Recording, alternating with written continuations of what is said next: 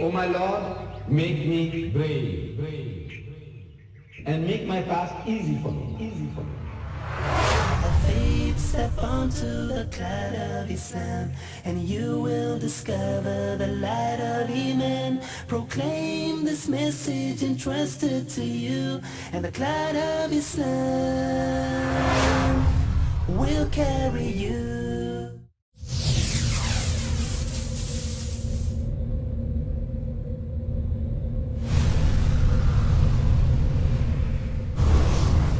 Philosopher, orator, apostle, legislator, warrior, conqueror of ideas, the restorer of rational beliefs, of a cult without images, the founder of 20 terrestrial empires and of one spiritual empire. That is Muhammad. The greatest man that ever lived was Muhammad sallallahu alaihi wasallam.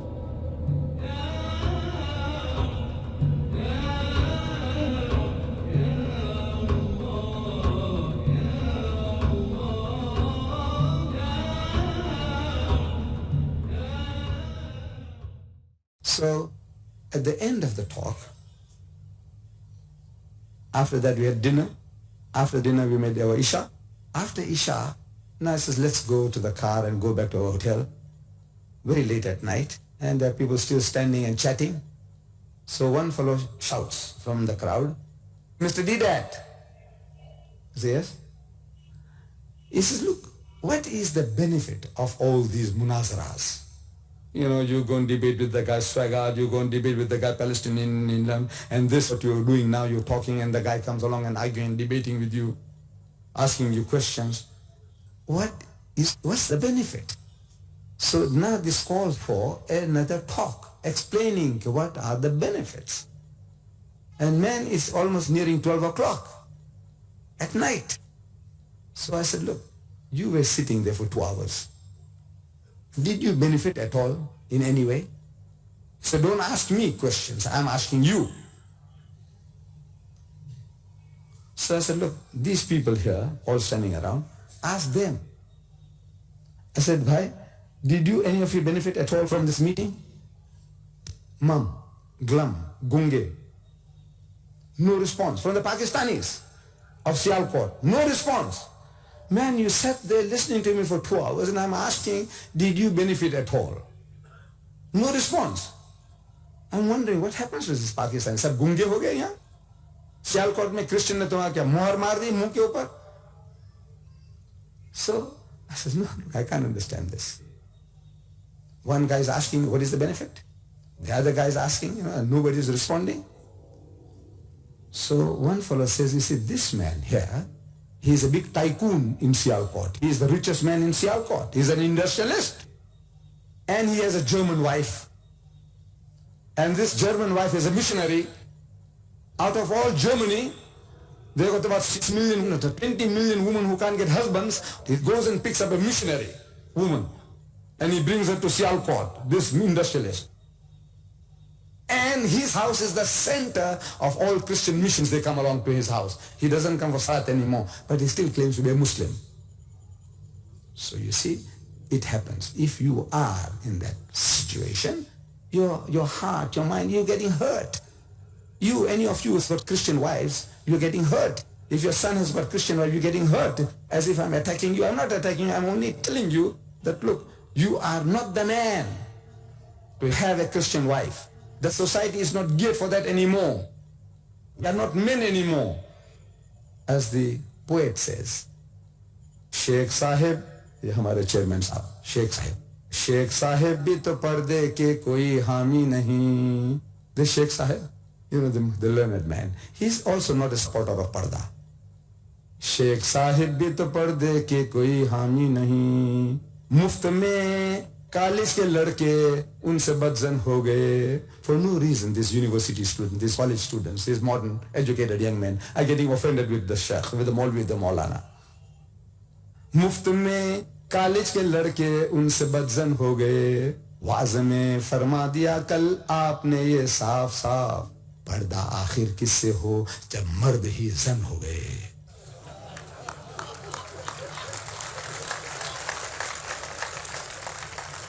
No, we are not men anymore. And there are so many things in favor of this woman.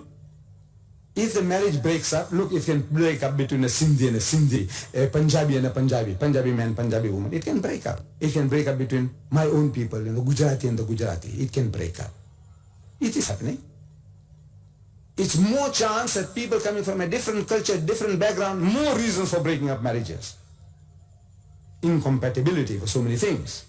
She's still yearning for her old boyfriends, the dances and the fun that she had. There are others who are transformed, like Maryam Jamila, transformed, a better Pakistani than most Pakistani women. It can't happen. But generally, it's very difficult. कहते हैं कि you can't teach old dog new tricks. Very hard to teach old dog new tricks. What she's gone through. The average American woman, the Americans are telling us, she goes through 6 men before she gets her husband. The average woman. Almost every American woman, before she settles on her last and final, and to death do us part, she's been through half a dozen other men. Look, it creates certain types of craving, sicknesses. I say you are tempting providence. So, a missionary woman and the center of Christianity, little wonder you get hurt. Allah is warning you. He is warning you about this. The factors that are going to keep you, emasculate you, तुमको नामर्द बना देगा. Allah is warning you. So school, कह दो इनको. In Surah Tawbah, कह दो इनको, मुसलमानों को.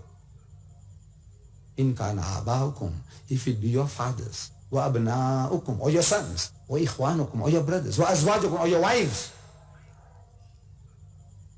wa ashiratukum, or your relations, wa amwalun ikhtaraftumuha, or the wealth that you have amassed, wa tijaratun takshawna kasadaha, or the losses that you fear in your businesses, وَمَسَاكِنُ تَرْضَوْنُهَا, or the dwellings in which you take delight.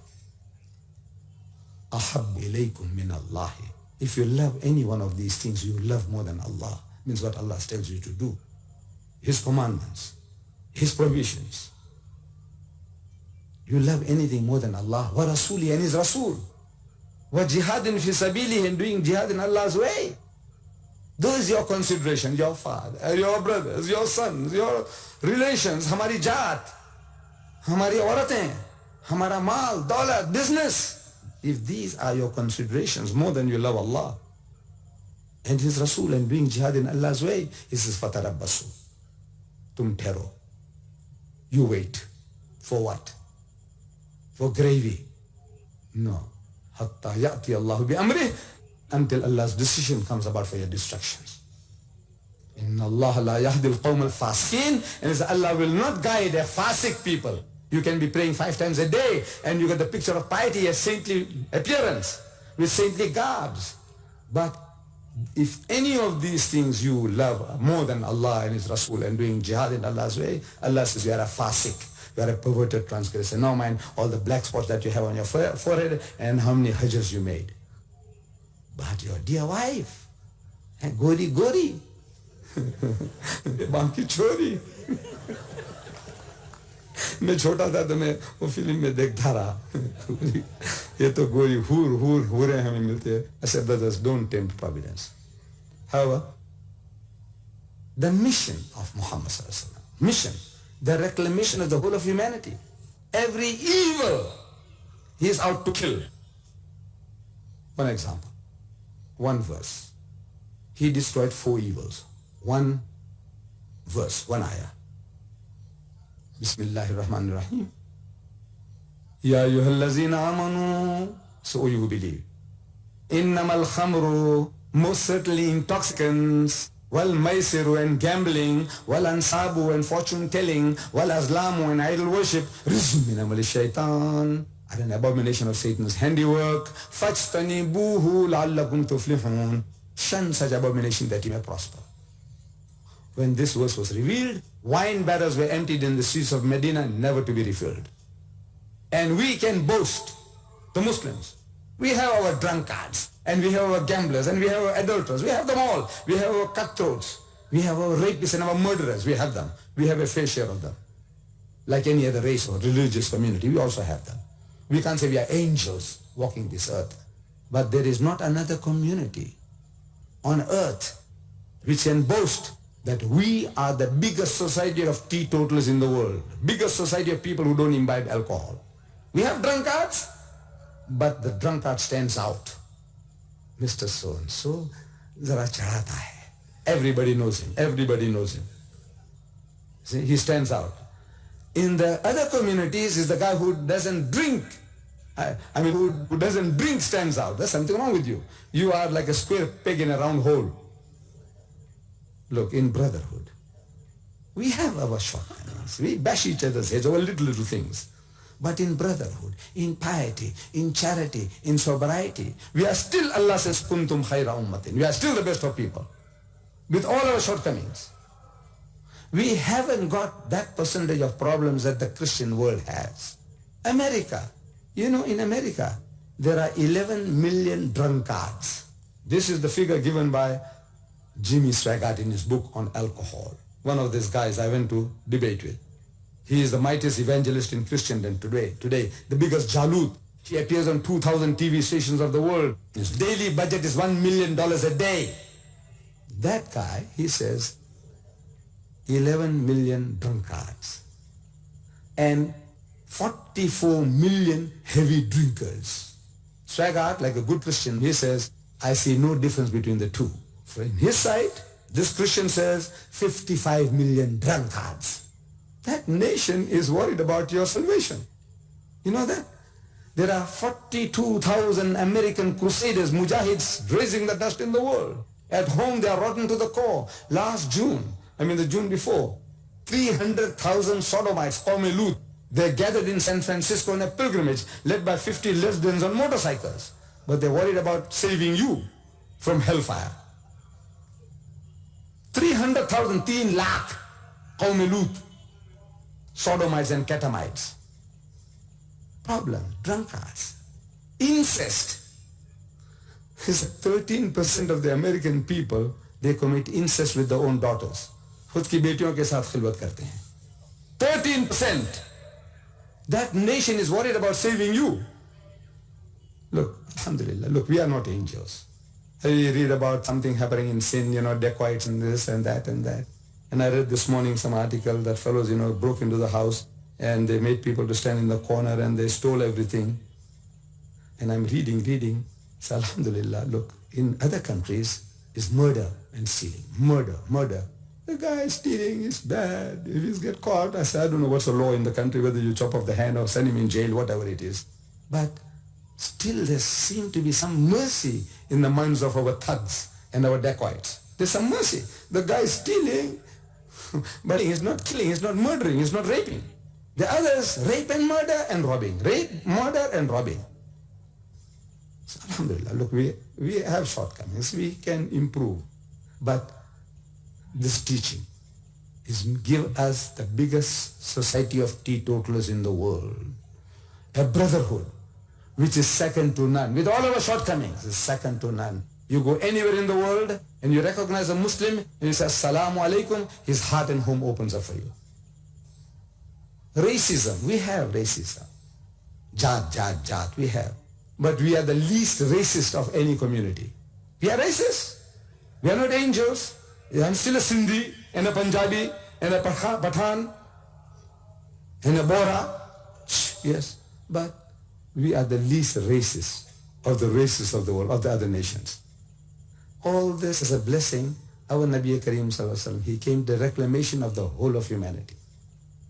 And he left with us this book, the Quran, as a book of guidance. And he preserved it for us. He had it preserved.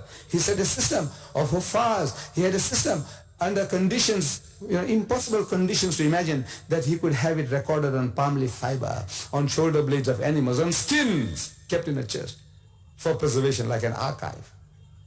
All this he did for us. He left the book with us that we may take it up. The non-Muslim world recognizes that the greatest man that ever lived was Muhammad. But we seem to have lost touch with him. It's about time that we knew more about him. And we knew more about the message that he left behind. With these words, Mr. Chairman and brothers and sisters, I would rather now give you the opportunity of opening out to the House. If you have any questions and even criticism, will be welcome. Jazakallah fi darain. Assalamu alaikum.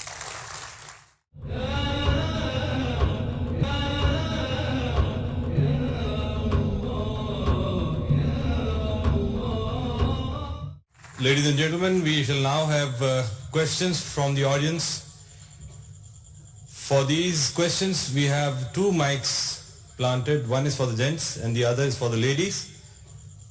The principle which we shall follow for these questions will be that your question will be strictly related to the lecture which has been delivered by Mr. Ahmed Deedat today. My name is Wasim Sharif and I am a student of Sindh Medical College. I would like to draw your attention toward Holy Quran, Surah 5, verse 5. The Holy Quran has permitted the Muslims to marry Ahle Kitab women only if they are virtuous women. The Arabic word is muhasinat, and it means that they should avoid the shirk, believe in one God, and they should do right, and they should be firm in their belief about the last day. And you have just said in your lecture that Jesus Christ was sent only for the Bani Israel, and you also quoted from Michael H. Hart, and he gave Jesus number 3 position because the founder of the modern day Christianity is Saint Paul, not the Jesus Christ. And I asked a question in your previous lecture that does the Nazarites, which is the term mentioned in the Quran, comes in the vicinity of these modern day Christians? And I believe that the modern day Christians are not the Ahle Kitab. Can the Christian become the Ahle Kitab by just wearing the garment of Christianity? I think the chairman said one question at a time. But the matter is very serious. Yes, the matter is very serious. You were not fair to all the people that behind you, and you're not fair to me. You see, now where do I start? The first two, I think you answered them yourself. You see, and the rest of it also you answered it by half. It was not really questions addressed to me. It was like more like a contribution, which now appears to be, you say it's a question. So in other words, I'm going to start picking up the threads wherever you left off and expound this and expound that and expound everything else. In other words, deliver another lecture. I would like another lecture from you on this topic. Yeah, on this topic. All the things that you have touched, they call for talks. Talks on this and that and that and that. Let's pick this up and see what it says. In other words, we won't be doing justice to the audience, nor to the people behind you. And most of it, I think you have the answers. You have the answers already with you. The only thing is, as I explained to you last time, I know you were not satisfied. And it is not possible to satisfy everybody on everything. You said that these Nasaras are not the Nasaras of the mentioned in the Quran because of certain things, you say. But you see, they are still Nasara, the Ahl al-Kitab. When we say Ahl al-Kitab, everybody says it means Jews and Christians. Would you agree to that? Sir, you have just mentioned that we were known as Muhammadans. We accepted this wrong term, but right. It was not fair to call us Muhammadans. Right. So it is not fair to call the Nazarites the Christians. Now, who are the Nazarenes? Do you know anybody anywhere around? I don't know. Maybe they have perished. So, then we are talking to the wall. In that case, all this what you read in the Quran, Ya Ahlal Kitab, Ta'alaw, they don't exist. Yeah. But now, you are now in a debating. Now you must go at the back. Okay. You go right at the back. No, go at the back. Go at the back. That's right. That's right. You see, when Allah says, Ya Ahlal Kitab, universally accepted is talking to Jews and Christians. La taghlu fi dinikum, say do not go to extremes in your religion. Who are we talking to? If nobody exists, no Ahlul Kitab, there are no Jews and no Christians. According to our standard we're going to create now, what is a Nasara, a Christian, and what is not a Christian. So now there's nobody there. There's no Christian, he's telling, Wala takulu thalasa, don't say Trinity. Who's saying Trinity? Hindus? No, they believe in many gods. They don't restrict him to 3. Muslims? No. We say, he's Ahad, Kul huwa Allahu Ahad. Then who are they talking about? He's talking about these Christians. In Arabic we say Nasara. Or in Urdu, I think you also say Nasara. Don't you say for Christian, what do you say? Nasara. Yes. So who is Nasara? He said they don't exist. Then who are you talking to? What will you tell them? These Christians, so-called Christians, all right? They like the term Christian. They don't want to hear the word Nasara. They never heard it. The bulk of them, they never heard the word Nasara or Nasareen. So what are you going to tell them? What will you call them? Allah says, Wala takulu salasa. Who is he talking to? Who is Allah talking to? The same people who are saying salasa, who say Father, Son and Holy Ghost. See Ahl al-Kitab, who? Jews and Christians. La taghlu fi dinikum. Don't go to extremes in your religion. Then he's telling you what extremes they are going to. In your lecture, you have stressed the virtue of women, but you have not said even one thing about the virtue of men. What should we do about that?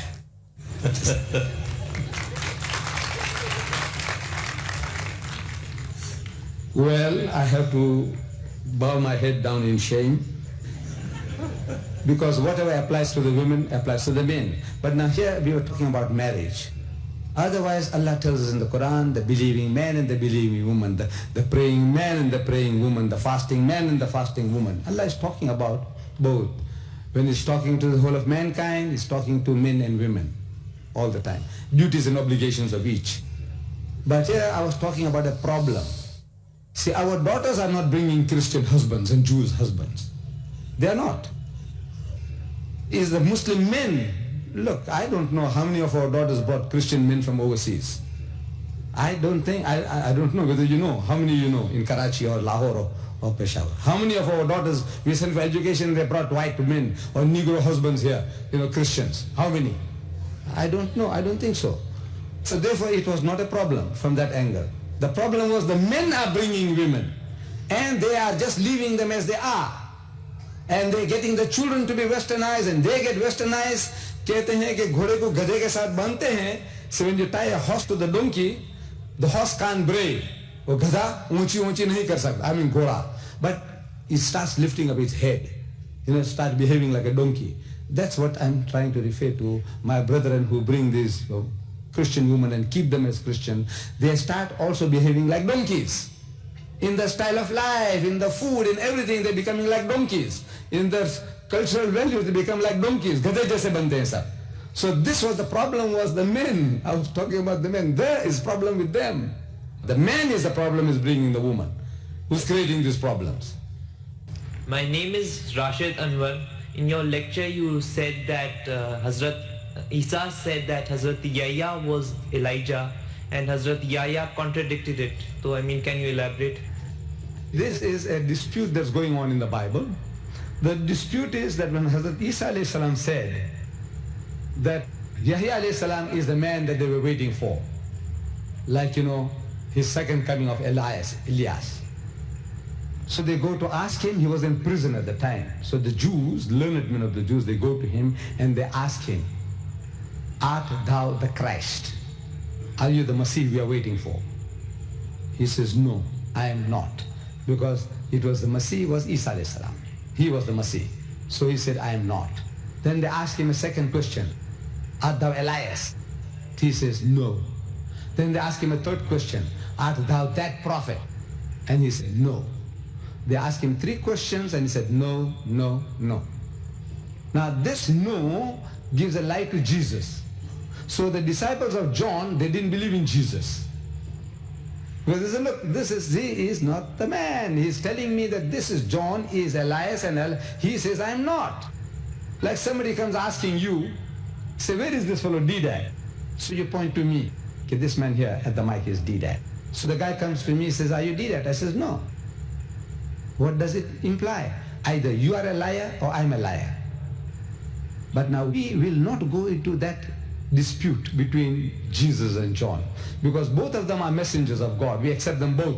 Yahya alayhi salam as a prophet of God, Isa alayhi salam as a prophet of God. As such, we will not like to say who is speaking the truth between the two and who is lying between the two. This is a problem for the Christians. But what we can benefit from is the third question. Art thou that prophet? You see, 3 questions. Art thou the Christ? He says, I'm not. Art thou Elias? He says, I'm not. Art thou that prophet? And he says, I am not. Now that prophet is our Nabi Kareem Sallallahu Alaihi Wasallam. Now we can deal with that aspect on another occasion. But the other 2 points, he said, look man, we settled the first one, that he's not the Christ, we know Isa was the Christ. That settles that. Second one, contradiction between the two, we will not enter into.